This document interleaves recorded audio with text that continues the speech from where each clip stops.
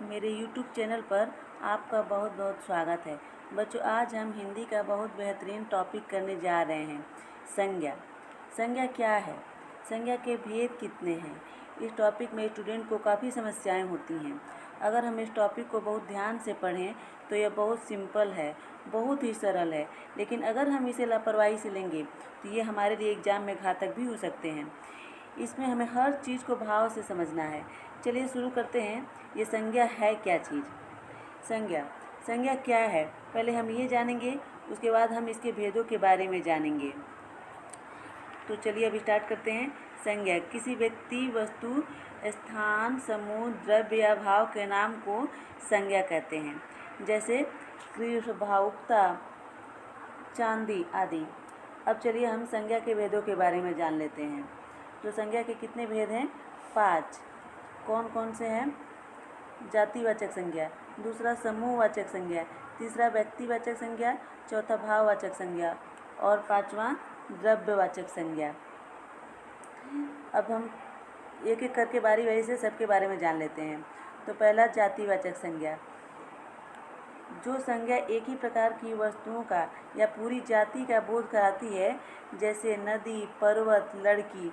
ये तीनों नदी, मान लीजिए ये नदी शब्द है, ये पूरी नदी, जितनी भी नदी, गंगा, यमुना, सरस्वती, माई, जितनी भी नदियां हैं सब एक जाति की हैं, तो ये एक जाति का बोध कराती हैं। पर्वत है, जितने भी पर्वत हैं वो पूरे एक जाति के अंतर्गत आ जाएंगे, तो ये एक ही जाति के अंतर्गत हो जाएंगे। और जितनी भी लड़कियां हैं इसे ये भी एक ही जाति की होंगी।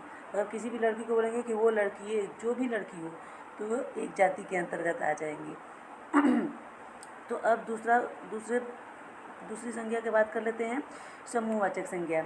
जो संज्ञा शब्द किसी एक व्यक्ति का वाचक न होकर पूरे समूह या समुदाय का वाचक हो, जैसे वर्ग, सभा, कक्षा। वर्ग मतलब किसी वर्ग विशेष के मतलब विद्यार्थी हो, या किसी सभा की बात हो रही हो, और या किसी क्लास की बात हो, तो ये सभी समूह के अंतर्गत आ जाएंगे। अब तीसरा व्यक्तिवाचक संज्ञा, चलिए अब इसकी बात कर लेते हैं। जो संज्ञा किसी व्यक्ति, स्थान या वस्तु के नाम का बोध कराती है, जैसे राम, गंगा, पटना। इसमें मैं मुख्य रूप से नाम के बारे में बात की है। अगर किसी व्यक्ति का नाम लिया गया है तो वो व्यक्तिवाचक है, किसी वस्तु का नाम लिया जाए वो भी व्यक्तिवाचक है, या किसी स्थान का नाम लिया जाए वो भी व्यक्तिवाचक के अंतर्गत ही आएगा। अब चौथे नंबर की संज्ञा की बात कर लेते हैं, भाववाचक संज्ञा। अब इसकी बात करते चलिए। जो संज्ञा किसी भाव, गुण या दशा का बोध कराती है, जैसे क्रोध, मिठास, यौवन, ये सभी भाववाचक के अंतर्गत आते हैं। अगर हम किसी भी भावना के, किसी खुशी या दुख, ये सभी भावना के अंतर्गत आते हैं, तो ये भाववाचक संज्ञा हो जाएंगे। अब पांचवा संज्ञा की बात करते हैं, द्रव्यवाचक संज्ञा। जिस संज्ञा शब्द से उस सामग्री या पदार्थ का बोध होता है जिससे कोई वस्तु बनी है, तथा जिनका प्रयोग हम माप तौल कर करते हैं, जैसे सोना, चांदी, पानी इत्यादि। इसमें और भी अलग अलग संज्ञा, जैसे दूध, तेल, ये सभी द्रव्यवाचक के अंतर्गत आ जाएंगे। अब इस संज्ञा से संबंधित हम अभ्यास प्रश्न की बात भी कर लेते हैं। इसमें हम अलग अलग प्रश्नों को शामिल कर लेते हैं। पहला प्रश्न है, शिक्षक किस प्रकार की संज्ञा है? जातिवाचक, द्रव्यवाचक, व्यक्तिवाचक या भाववाचक?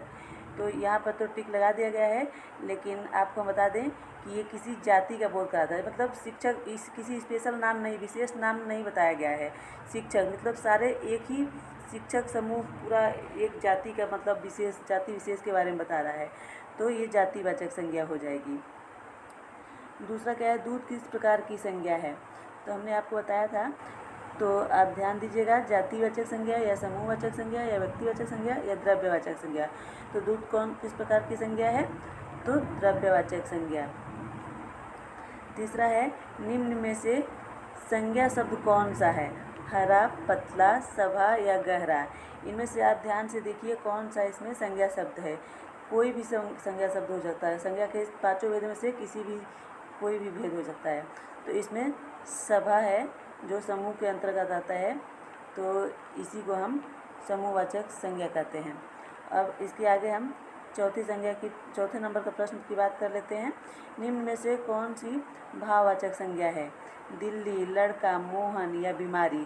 तो ये तीनों नाम के अंतर्गत आ जाएंगे। तो इसका हो जाएगा व्यक्तिवाचक संज्ञा, और ये बीमारी है जो ये भाववाचक संज्ञा के अंतर्गत आ जाएगी। तो गाइज, आपको ये संज्ञा चैप्टर कैसा लगा आप हमें कमेंट करके ज़रूर बताएं। आपको समझ में आया या नहीं आया ये बताएं। अगर नहीं आया तो फिर से आप बताएं, फिर से हम समझाने का प्रयास करेंगे। धन्यवाद।